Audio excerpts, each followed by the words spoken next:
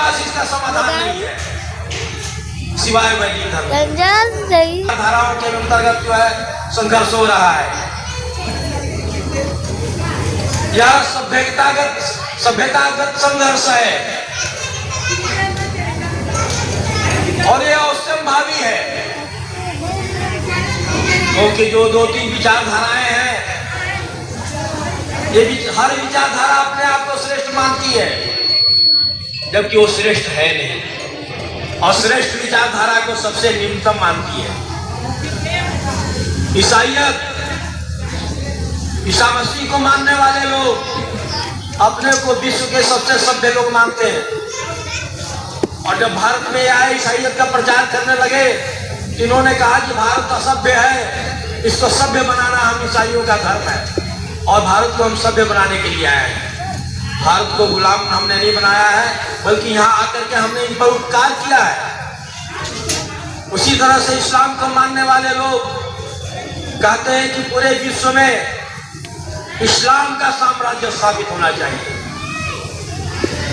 जो खुदा में विश्वास नहीं रखता, रसूल को नहीं मानता, उसको धरती पर जीने का अधिकार नहीं है, और पर्यावरण को प्रदूषित करने लग जाते हैं, नरसंहार करने लग जाते हैं।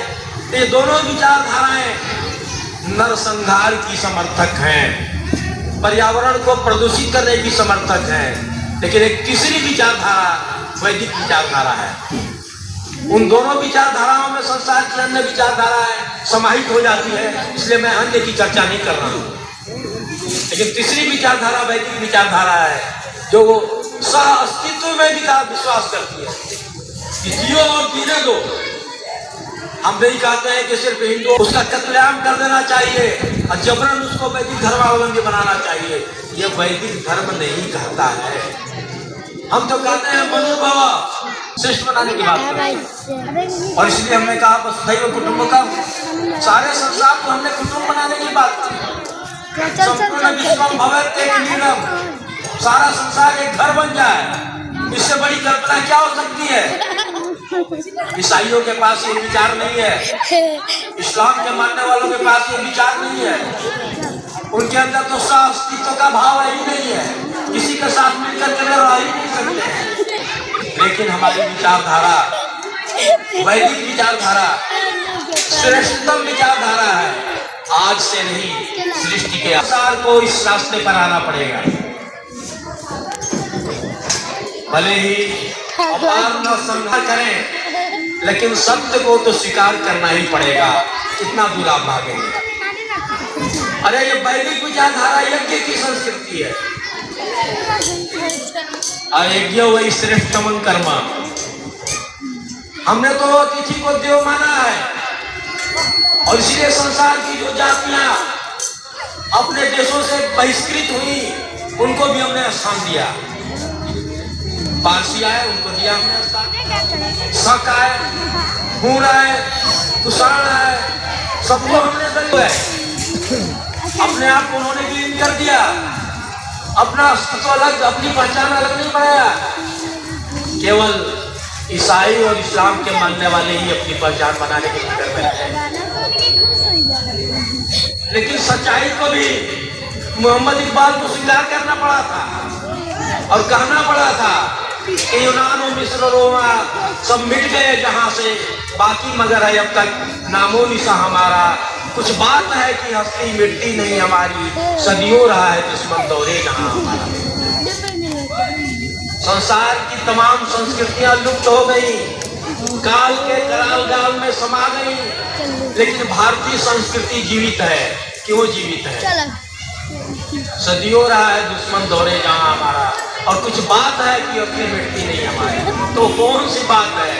तो वैदिक धर्म की जो बातें हैं वही बातें हैं। हमारे अंदर सहिष्णुता है, हमारे अंदर उदारता है, हमारे अंदर दया है, हमारे अंदर क्षमा है, हमारे अंदर करुणा है, और सबसे बढ़कर हमारे अंदर मानवता का भाव है। मित्रस्य हम चक्षुषा सर्वाणि भूतानि संविदा, हम सभी प्राणियों को, केवल मानव मात्र को नहीं। वे मुस्लिम ब्रदरहुड की बात करते हैं, हम केवल मानव मात्र के कल्याण की बात नहीं करते हैं, संपूर्ण प्राणी मात्र के कल्याण की बात करते हैं। मित्रस्याहं चक्षुषा सर्वाणि भूतानि सजीव, सभी प्राणियों को हम मित्र की भाव से देखते हैं। और बहुत उच्च संस्कृति है आपकी वैदिक संस्कृति। आत्मवत् सर्व मातृवत् परदारेषु परद्रव्येषु लोष्ठवत् आत्मवत् सर्वभूतेषु यह पश्यति स पंडितः। पंडित कौन है, विद्वान कौन है?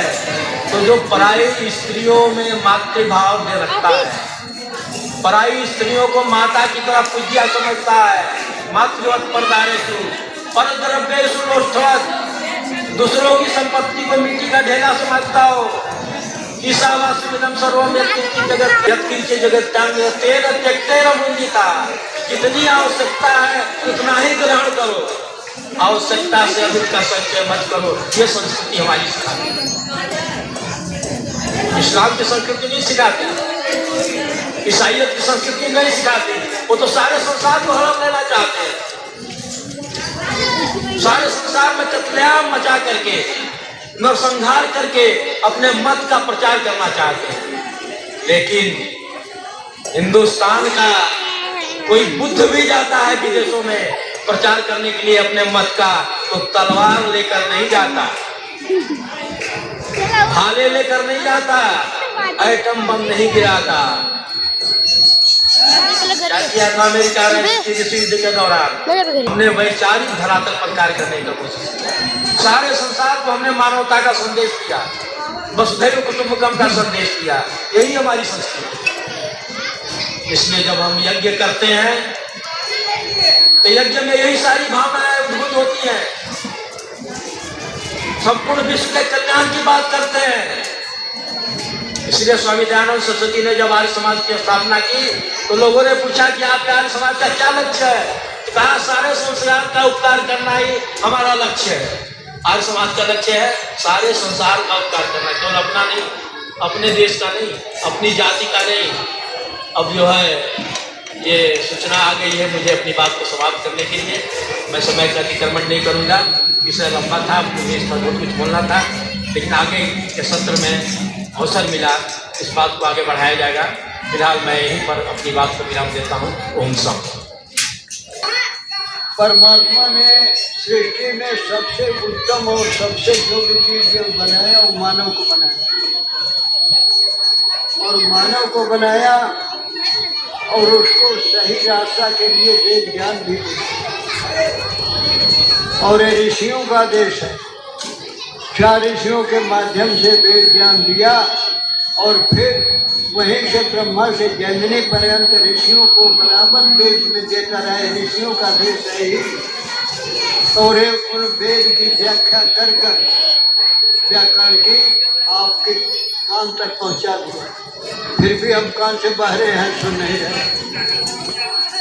कब तक नहीं सुनेंगे? नहीं सुनेंगे तो कल्याण किसी का, क्योंकि अगर हम में कल्याण की भावना रहेगी तो सबका कल्याण होगा। भारत में अगर वैदिक धर्म का प्रचार हो, देखिए मुझे